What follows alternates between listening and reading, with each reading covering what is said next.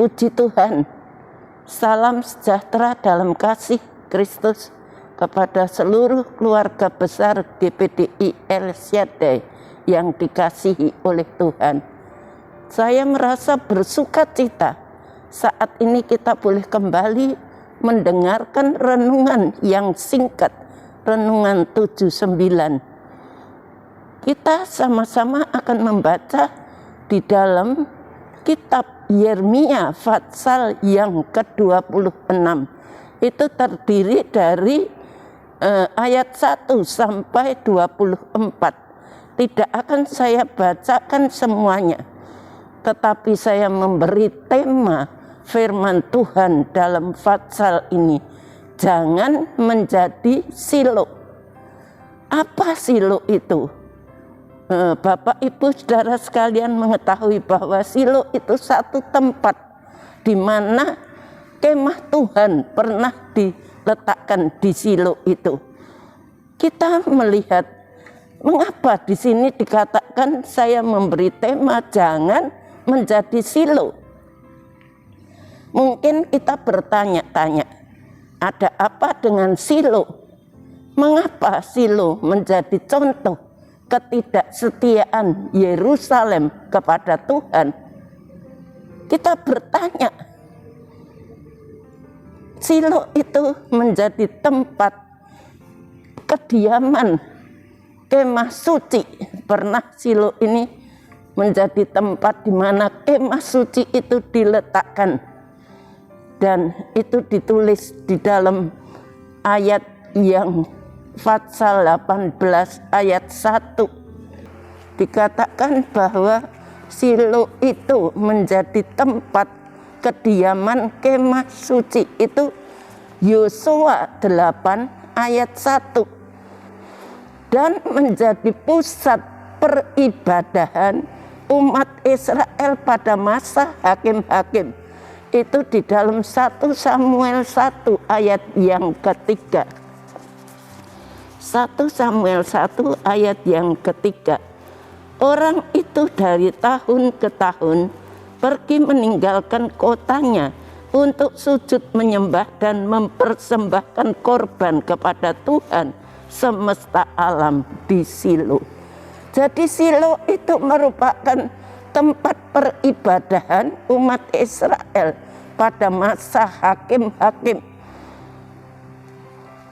Namun pada masa Imam Eli yang merupakan hakim terakhir, kita melihat hakim terakhir di Israel, Silo itu mendapat nama buruk. Di sana rumah Tuhan dinodai oleh kedua putra daripada Imam Eli, yaitu Hofni dan Pinehas. Rumah Tuhan itu dinodai, dan kita tahu di sana selain rumah Tuhan dinodai juga menyalahgunakan tabut Tuhan itu menjadi seperti berhala, dipergunakan untuk berperang melawan musuh. Pasukan Israel pada saat itu dikalahkan karena Tuhan murka kepada bangsa Israel. Maka pasukan Israel dikalahkan oleh musuh, dan kedua anak daripada Imam Eli, Hofni dan Pinehas itu mati, dibunuh. Itu ditulis di dalam 1 Samuel 4 ayat 1 sampai 11. Saya tidak membacakan.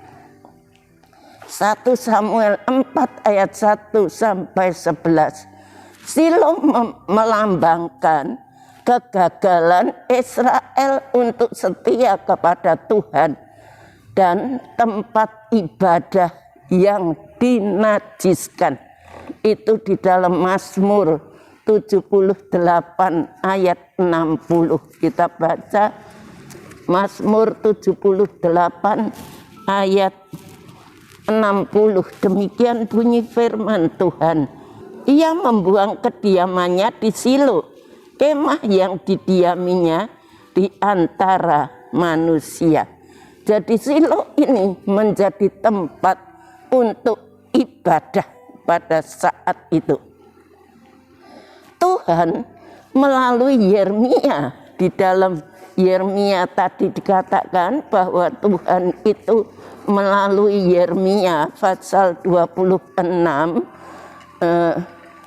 mengingatkan bangsa Israel agar tidak mengalami hal buruk seperti Shilo. Itu dalam ayat 2 sampai 6 kita baca. Yeremia 26 ayat 2 sampai ayat yang ke-6. Beginilah firman Tuhan, berdirilah di pelataran Tuhan, di pelataran rumah Tuhan, dan katakanlah kepada penduduk segala kota Yehuda yang datang untuk sujud di rumah Tuhan, segala firman yang kuperintahkan untuk kau katakan kepada mereka, janganlah kau kurangi sepatah kata pun. Mungkin mereka mau mendengarkan dan masing-masing mau berbalik dari tingkah lakunya yang jahat, sehingga aku menyesal akan malapetaka yang kurancangkan itu terhadap mereka oleh karena perbuatan-perbuatan mereka yang jahat. Jadi katakanlah kepada mereka, beginilah firman Tuhan, jika engkau tidak mau mendengarkan aku, tidak mau mengikuti Tauratku yang telah ku bentangkan di hadapanmu, aku tidak mau mendengarkan perkataan hamba-hambaku para nabi yang terus-menerus kuutus kepadamu, tapi kamu tidak mau mendengarkan, maka aku akan membuat rumah ini sama seperti Shilo, dan kota ini menjadi kutuk bagi segala bangsa di bumi. Kita melihat Yeremia, Tuhan melalui Yeremia mengingatkan bangsa Israel agar tidak mengalami hal yang buruk seperti Shilo. Mereka yang mendengar, baik para imam, para nabi, dan seluruh rakyat, rupanya mereka mengetahui apa yang telah terjadi dengan Shilo. Sayangnya mereka tidak bertobat. Mereka malah berencana untuk menangkap Yeremia dan untuk membunuh Yeremia. Itu ditulis dalam ayat 8 dan ayat 11. Kita baca saja ayat 11. Ayat 8 boleh.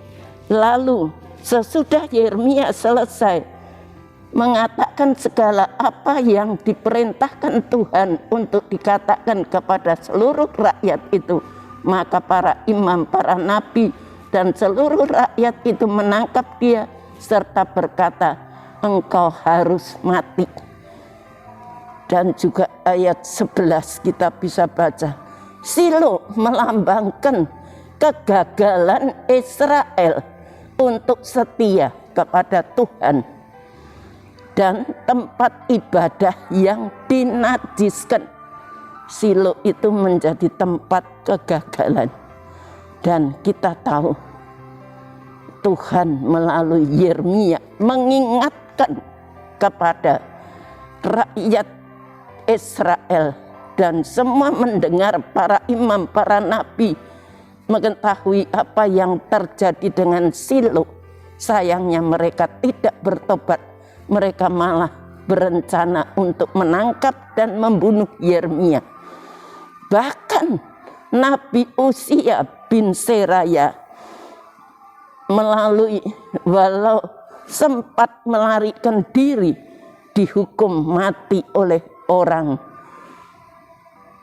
sang raja yang jahat, karena nubuatnya serupa dengan pemberitaan daripada Nabi Yeremia. Itu ditulis dalam ayat 20 sampai 23. Saya tidak membacakan, nanti Bapak Ibu bisa membaca sendiri.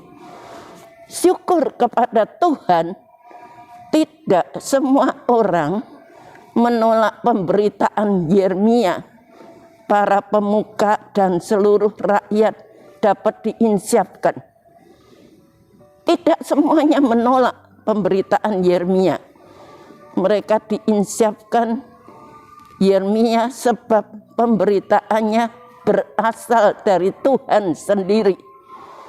Mereka diingatkan bahwa Nabi Mika pun pernah bernubuat yang serupa dengan nubuatnya, dan Raja Hizkia justru bertobat mewakili seluruh rakyat Yehuda. Jadi lewat nubuatnya itu ada juga yang bertobat.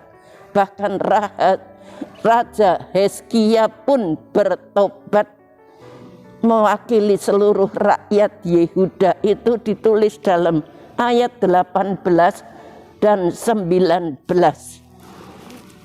Kita bisa baca nanti, sehingga Tuhan pun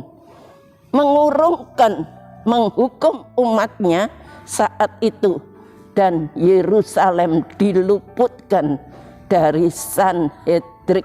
Itu dalam 2 Raja-Raja pasal 19. Karena mereka sebagian mau mendengarkan firman Tuhan, maka dikatakan bahwa Tuhan mengurungkan untuk Yerusalem itu terluput dari Sanhedrin. Bagi mereka yang tidak bertobat seperti Yerusalem dan Silo, tangan Tuhan teracung bagi mereka yang bertobat. Bagi yang tidak bertobat, tangan Tuhan teracung. Tapi bagi mereka yang bertobat, Tuhan akan mengampuni dan memulihkan keadaan mereka. Pilihan ada di tangan kita semuanya, tetapi hukuman dan penghargaan ada di tangan Tuhan. Mana yang akan kita pilih? Apakah kita memilih hukuman? Kita memilih seperti Silo yang tadinya menjadi tempat kediaman kemah suci, menjadi tempat bangsa Israel untuk beribadah, tetapi itu dinajiskan karena mereka menganggap tabut perjanjian itu seperti berhala, dipakai untuk berperang melawan musuh. Nah, sebab itu Bapak Ibu Saudara sekalian, saya memberi tema firman Tuhan, jangan seperti Silo. Silo yang tadinya boleh menjadi tempat kediaman bait suci, yang menjadi tempat peribadahan bangsa Israel, tapi akhirnya dirusak karena perbuatan-perbuatan orang Yerusalem. Mari kita mau bertobat kembali kepada jalan Tuhan. Masih ada kesempatan buat kita semuanya. Kita mau datang kepada Tuhan, minta ampun. Kalau kita sudah menajiskan rumah hidup kita sebagai orang percaya, untuk perkara-perkara yang lain kita datang, kita minta ampun kepada Tuhan. Sekian firman Tuhan. Tuhan memberkati. Kita berdoa. Bapa yang ada di dalam surga, kami datang kembali mengucapkan syukur kepadamu.